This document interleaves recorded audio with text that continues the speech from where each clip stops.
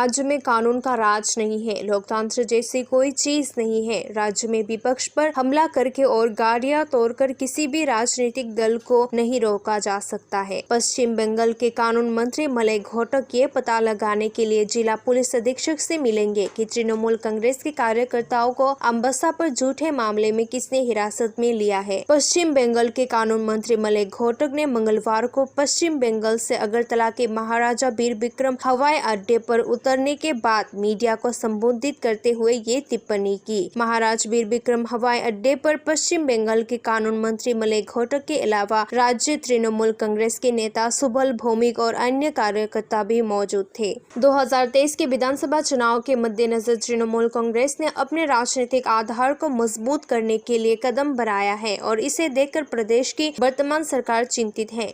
विपक्षी दल तृणमूल कांग्रेस के कार्यकर्ताओं को गिरफ्तार करने के लिए पुलिस प्रशासन पर दबाव बना रहे हैं, जिसके कारण तृणमूल कांग्रेस के कई कार्यकर्ता पुलिस हिरासत में हैं। इसीलिए पश्चिम बंगाल से अखिल भारतीय तृणमूल कांग्रेस के महासचिव अभिषेक बनर्जी और शिक्षा मंत्री ब्रत बसु और कानून मंत्री मलय घोटक इस मुद्दे पर नजर बनाए हुए हैं, ताकि तृणमूल कांग्रेस के किसी भी कार्यकर्ता के समर्थक किसी भी कठिनाई की स्थिति में हमेशा उनके साथ रहे और 2023 में राज्य में तृणमूल कांग्रेस की स्थापना की दिशा में काम करते रहे हैं। পরিবেশ সৃষ্টি করে নির্বাচনে যেতে যায় না, নির্বাচনে মানুষের ভোটে জিততে হয়, তাই মানুষের ভোটেই জিতবে।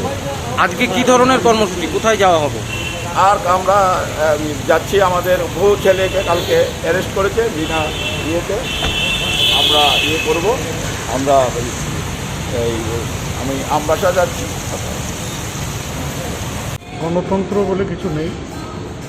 বিরোধী পক্ষর যারা কর্মী তাদেরকে প্রতিনিয়ত মিথ্যা মামলা দিয়ে, ভয় দেখিয়ে, মারধর করে, মাথা ফাটিয়ে, গাড়ি ভাঙচুর করে বিরোধী প্রতিবাদকে স্তব্ধ করার চেষ্টা হচ্ছে। গতকালও আমবাসাতে প্রচুর তৃণমূল কংগ্রেসের কর্মীকে মিথ্যা মামলাতে গ্রেপ্তার করা হয়েছে। আমি এক্ষুনি বেরোবো, আমবাসা যাব, সেখানে এসপির সাথে কথা বলবো, কোর্টেও যাব, আমাদের কর্মীদের সাথে কথা বলবো। মূলত কি বুঝতে পারছেন, রাজ্যে কি আইনের শাসন আছে না নেই? রাজ্যের আইনের শাসন বলে কিছু নেই। এর মধ্যে আপনাদের কোনো ধরনের কর্মসূচি রয়েছে কি? কর্মসূচি আমাদের তো নিশ্চয়ই থাকবে, আমাদের রাজনৈতিক দল কর্মসূচি তো থাকবে। পশ্চিমবঙ্গেও তো ভোটের আগে তারা বলছিল আমরা নাটক মঞ্চ তৈরি করেছি, মানুষ তার জবাব দিয়েছিল। এই ত্রিপুরার মানুষও ঠিক সময় জবাব দেবে। তাহলে কি বোঝা যাচ্ছে যে মানে তৃণমূল গভর্নমেন্ট বা তৃণমূল বিরোধী দল হিসাবে এখানে এখন কি উপস্থাপিত হচ্ছে? তো আমাদের বলার প্রয়োজন নেই, যারা সরকার পক্ষ তারাই তো প্রমাণ করছে কারা বিরোধী দল।